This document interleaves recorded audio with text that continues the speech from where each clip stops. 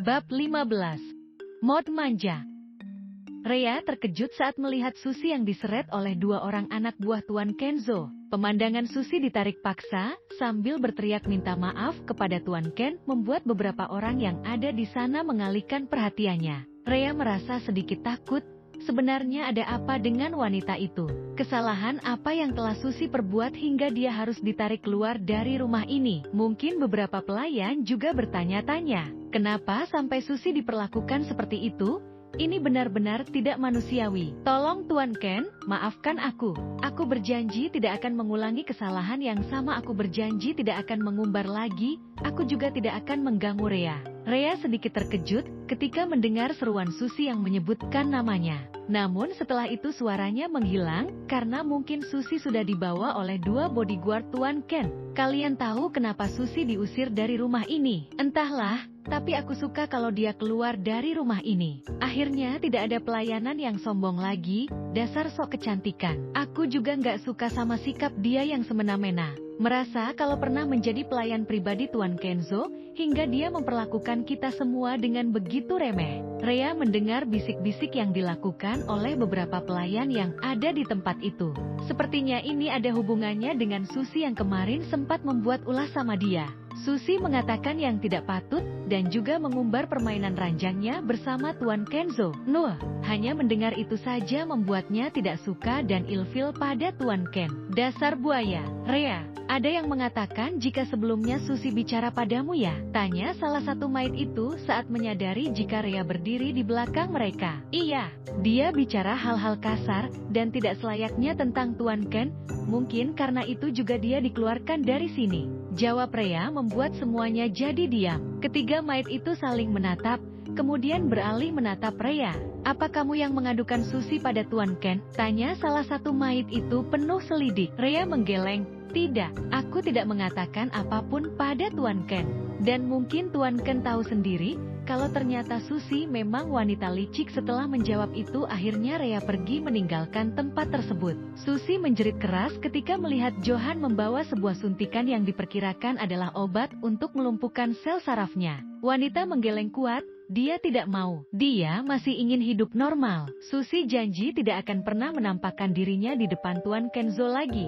Dia juga bersumpah tidak akan ingin memiliki Tuan Kenzo seperti kemarin-kemarin. Pria itu bukan pria biasa. Tuan Kenzo sanggup melakukan apa saja jika dia ingin. Terlebih menyingkirkan wanita seperti Suzy di mana mulutnya sudah menyebarkan aibnya, terutama di atas ranjang. Kenzo sangat tidak suka jika ada orang yang melanggar sumpahnya. Padahal pria itu sudah mengatakan pada para wanita dia bayar untuk bersumpah dan berjanji akan mematuhi peraturan yang dibuat oleh Kenzo. Tidak, ku mohon jangan lakukan itu padaku. Suzy berteriak saat Johan menyuntikkan cairan obat itu di lengan kirinya. Suzy ambruk seketika.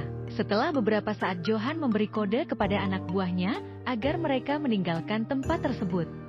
Rhea menarik nafas dalam-dalam. Seperti biasa pagi ini dia sudah siap di depan pintu kamar Tuan Ken. Menatap arloji masih menunjukkan pukul 6 pagi titik 25, dan sebentar lagi dia harus masuk ke dalam kamar itu. Tepat pukul 6 pagi titik 30 Rhea mengetuk pintu 3 kali. Menunggu sahutan dari dalam, tapi tidak ada sahutan. Rhea memegang handle pintu dan membukanya. Rhea masuk ke dalam dan masih terlihat gelap. Jadi apakah harus selalu seperti ini setiap hari? Batin Rhea. Melihat di atas ranjang Kenzo masih asik bergelung selimut tebal. Dasar bayi besar manja. Rhea langsung berjalan ke arah korden dan membukanya. Cahaya matahari langsung masuk sempurna, melewati jendela dan menyinari wajah tampan Kenzo yang tiba-tiba mengerutkan dahinya. Selamat pagi Tuan. Anda harus segera bangun dan mandi. Kemudian sarapan pagi, setelah itu berangkat ke kantor. Rhea sudah luwes mengatakan hal itu. Namun sepertinya Kenzo masih belum mau bangun. Buktinya pria itu malah berbalik memunggungi cahaya matahari dan menaikkan selimutnya sampai atas kepalanya. Rhea melotot sambil berkacak pinggang. Tuan, ini sudah waktunya Anda bangun. Jangan sampai saya membangunkan Anda dengan cara kasar. Tapi tetap Kenzo tak bergeming di tempatnya. Rhea menghela nafas kasar. Kenapa membangunkan pria dewasa lebih menjengkelkan daripada anak kecil? Rhea menggoyangkan kaki Kenzo sambil memanggil namanya. Tuan Ken, tolong bangunlah. Aku masih ngantuk. Anda harus bangun karena jadwal Anda padat sekali. Akhirnya Kenzo membuka matanya dan berbalik untuk menatap Rhea. Senyum di bibir Kenzo mengembang kala melihat pelayan pribadinya itu terlihat cantik sekali. Kenzo beranjak duduk dan menyuruh Rhea mendekat. Lagi-lagi Rhea hanya bisa menghela nafas pasrah dan berjalan mendekati Kenzo. Tiba-tiba Kenzo memeluk pinggang Rhea, menempelkan wajahnya tepat di perut wanita itu. Mandiin. Tidak, Anda harus mandi sendiri.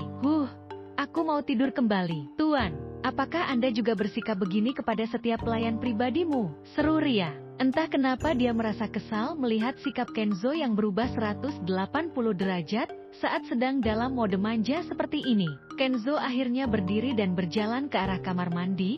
Dia tidak suka pertanyaan Rhea, karena hanya pada Rhea saja dia seperti ini. Entah kenapa, Kenzo juga tidak tahu. Rhea menatap punggung Kenzo dengan helaan nafas kasar yang keluar dari bibirnya. Rasanya dia begitu kesal melihat Kenzo yang mengabaikan pertanyaannya. Namun dia juga tidak bisa memaksa Tuan Ken untuk menjawabnya, bukan? Akhirnya setelah melamun beberapa detik, Rhea menyiapkan pakaian kerja Tuan Kenzo dengan segala perlengkapannya. Bersambung.